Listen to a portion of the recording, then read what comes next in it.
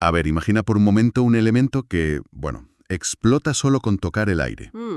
A su lado, otro que es capaz de atravesar una plancha de plomo como si nada, como si fuera papel. Vale. Y para rematar, un tercero que brilla en la oscuridad con un resplandor fantasmal y que emite un calor abrasador sin parar. Suena a ciencia ficción total, vamos. Pues no lo es, para nada. Son elementos químicos reales. Y hoy vamos a hacer un análisis a fondo de esa cara, digamos, la cara más extrema y peligrosa de la tabla periódica. La que no nos enseñaron en el instituto, vaya. Exacto, esa misma, para entender por qué estas sustancias no forman parte de nuestro mundo y qué nos dice su ausencia sobre nuestro lugar en el universo. Es una idea fascinante, porque damos por hecho el carbono, el oxígeno, el hierro. Lo normal. Claro, nos parece lo normal. Pero en realidad vivimos en una especie de versión apta para todos los públicos del universo químico. Una versión censurada. Un poco sí. Los materiales que hemos consultado para esto nos muestran que la tabla periódica tiene rincones mucho más salvajes. Y hoy vamos a ver que nuestra existencia depende, y mucho, de que esos rincones estén muy lejos. O sea, no es casualidad que no tengamos un trozo de estas cosas en la mesa. Es una condición necesaria para que podamos estar aquí hablando. Es como si el mapa que nos dieron en clase tuviera una advertencia de aquí hay dragones, pero en nuestra versión esas zonas están convenientemente en blanco. Exactamente. Y hoy vamos a dibujar un par de esos dragones. Pues me parece un plan perfecto. ¿Por dónde empezamos? ¿Cuál es el ejemplo más extremo de estos elementos prohibidos? Pues empecemos por uno que es casi una leyenda, el que se describe como el elemento fantasma, el francio. Fantasma. Es el más raro y explosivo de los elementos naturales. Fantasma. Raro, explosivo. Vaya carta de presentación. Está en la esquina inferior izquierda de la tabla, y leyendo sobre él, lo que más me ha impactado es su inestabilidad. Es que el dato es de locos. El átomo de francio más duradero que existe sobrevive, ¿cuánto? Apenas 22 minutos. Y esa es la clave de todo. Su carácter explosivo y su rareza están conectados por esa vida tan increíblemente corta. 22 minutos. Es que es absurdo. Dura menos que un capítulo de una serie. Eso significa que si tuviéramos un átomo aquí, en la mesa, en menos de media hora ya no estaría. Ya no estaría, se desintegra. ¿Y en qué se convierte? Se transforma en otro elemento, normalmente en astato o radio, y emite radiación en el proceso. Por eso es un fantasma. La imagen que se propone en las fuentes es muy gráfica. A ver.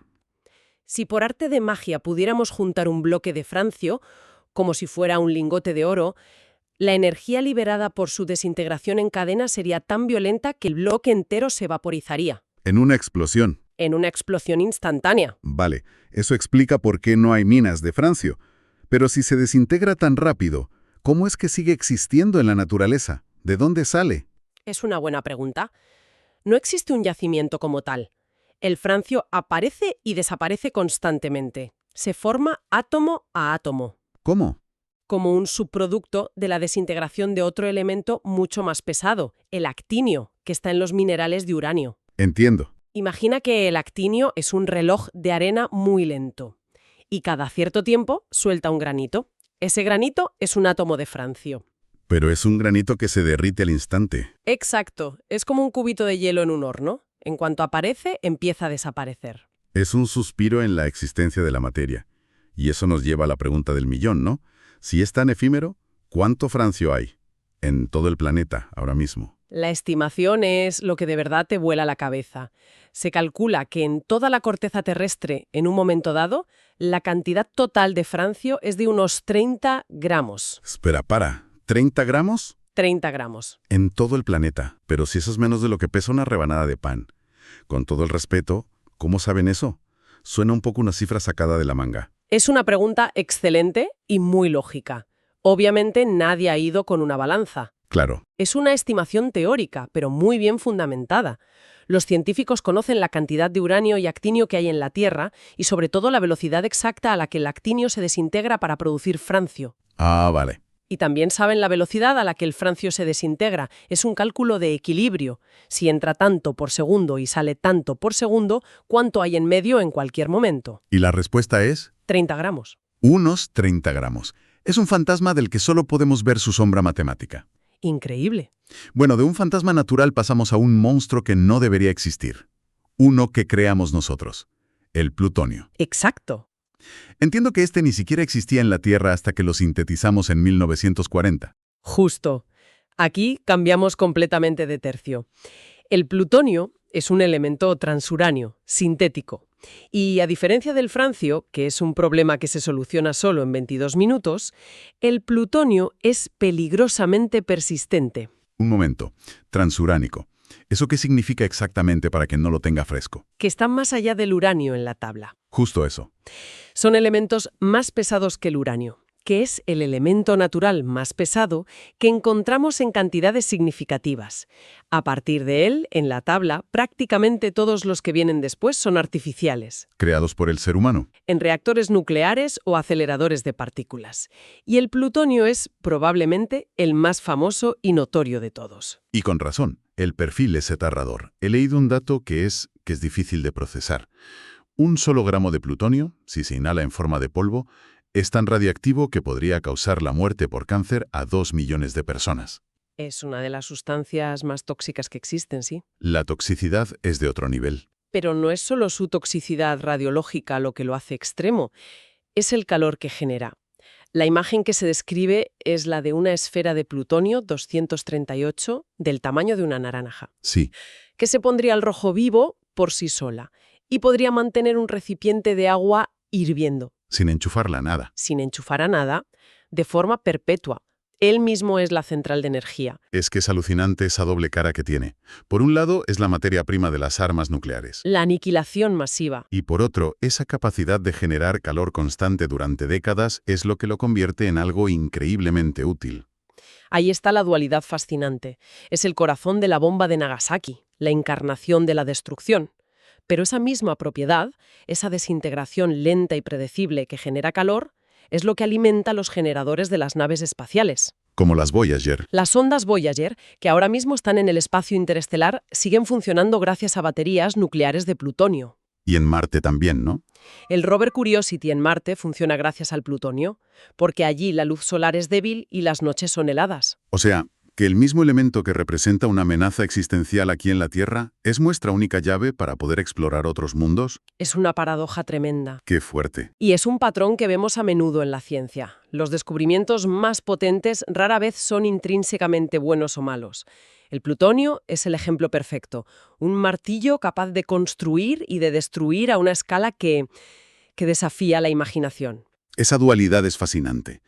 Y me hace pensar en otro elemento que también prometía ser una maravilla y acabó siendo una pesadilla. Hablamos del radio, ¿verdad? Sí, la historia del radio es una lección de humildad y una tragedia.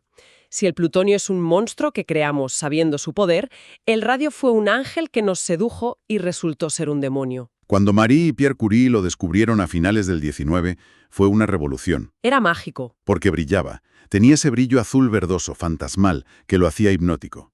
Y claro, la sociedad de principios del siglo XX se volvió loca con él. Se puso de moda de una forma que hoy nos parece demencial.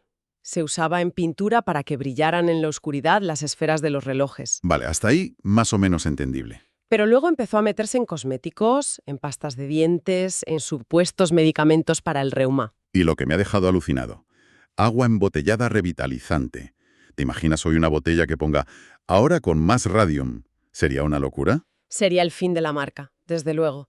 Pero en esa época era el equivalente a añadir antioxidantes o vitaminas. La gente pensaba que esa energía que emitía, ese brillo, tenía que ser una fuerza vital. Claro, beneficiosa para la salud. Pura ciencia punta en una botella. Nadie sabía lo que la radiación ionizante le hacía al tejido vivo. ¿Y qué es lo que hace exactamente? ¿Por qué es tan destructiva? Pues imagina que es como una lluvia de balas microscópicas e invisibles que atraviesan tus células. ¿Vale?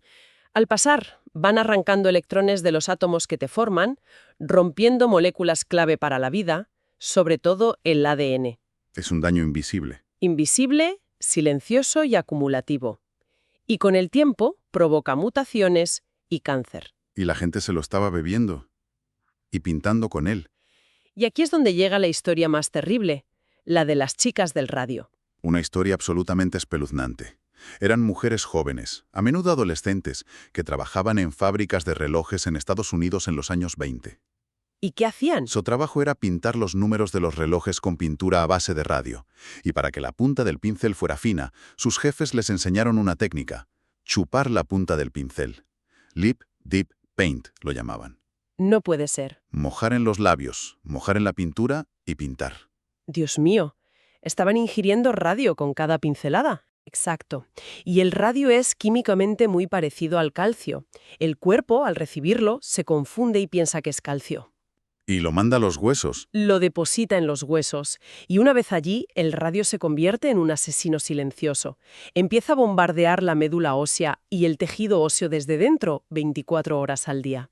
¡Qué horror! Años después, estas mujeres empezaron a sufrir dolencias horribles, anemia, fracturas y, lo más espantoso, una necrosis de la mandíbula. Sus huesos maxilares literalmente se pudrían. Se desintegraban. Sí. La prensa de la época hablaba de cómo sus mandíbulas brillaban en la oscuridad. Es una historia de terror. Lo es, y fue una de las primeras grandes lecciones sobre los peligros de la radiactividad y un momento clave en la historia de los derechos laborales. Claro, su caso tuvo que sentar un precedente. Totalmente. Sobre la responsabilidad de las empresas. Es la advertencia más dura que se pueda imaginar sobre el peligro de abrazar una nueva tecnología sin comprender sus consecuencias. ¡Qué barbaridad! Entonces tenemos un fantasma explosivo, un monstruo de doble filo y un ángel caído. Esto nos lleva a la gran pregunta.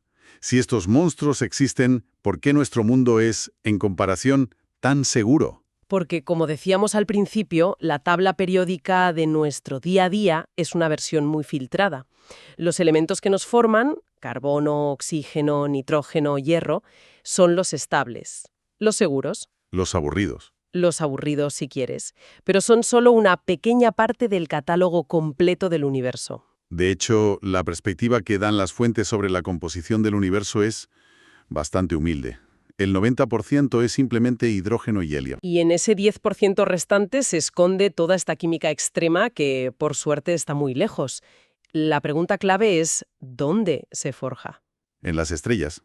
En los lugares más extremos del universo, en el corazón de estrellas gigantes y, sobre todo, se crean y esparcen por el cosmos durante las explosiones de supernovas.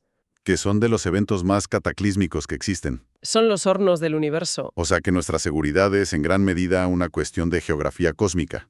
No es que seamos especiales, es que vivimos en las afueras. Es la analogía perfecta. Vivimos en un barrio cósmico tranquilo. Nuestro sistema solar está en un brazo espiral de la Vía Láctea, a unos 27.000 años luz del centro. Que es la zona peligrosa. Pero supermasivo, el nivel de radiación de fondo sería tan brutalmente alto que esterilizaría cualquier planeta. O sea que no solo existe la zona habitable respecto a una estrella, sino que hay otra zona habitable mucho más grande a nivel galáctico. Exacto. Tuvimos la doble suerte de encontrar un buen piso en un buen barrio. Tuvimos una suerte increíble. Estamos lo suficientemente lejos de los grandes hornos cósmicos como para no acabar achicharrados, pero hemos recibido la cantidad justa de cenizas de supernovas mejanas. Esas cenizas son los elementos pesados. El carbono de nuestras células llegaron en la dosis correcta, demasiado cerca y la radiación nos aniquila, demasiado lejos y no tendríamos los ladrillos para construir un planeta como el nuestro. Es un equilibrio extraordinariamente delicado. Muchísimo. Es increíble pensarlo. Cada símbolo en esa tabla esconde una historia de creación estelar, y en algunos casos, como hemos visto, de un potencial destructivo inmenso. El francio, tan efímero. Un fantasma. El plutonio, con esa dualidad tan marcada entre ser el combustible de la aniquilación y la llave para la exploración del sistema solar. Y el radio, con su trágica historia de seducción y engaño. Un recordatorio de que no todo lo que brilla es bueno. Y todo esto nos lleva a una reflexión final, una pregunta que se queda flotando. Se menciona de pasada la creación de nuevos elementos en aceleradores de partículas. La ciencia no se detiene. Aprendemos a fabricar elementos superpesados, más allá de todo lo conocido, que no existen en la naturaleza. Y esto plantea una cuestión fascinante. A medida que avanzamos, ¿estamos simplemente asomándonos a los límites de la física para entender el universo? ¿O estamos empezando a traer los peligros del centro galáctico a nuestro barrio tranquilo, sin comprender del todo las reglas de este nuevo juego?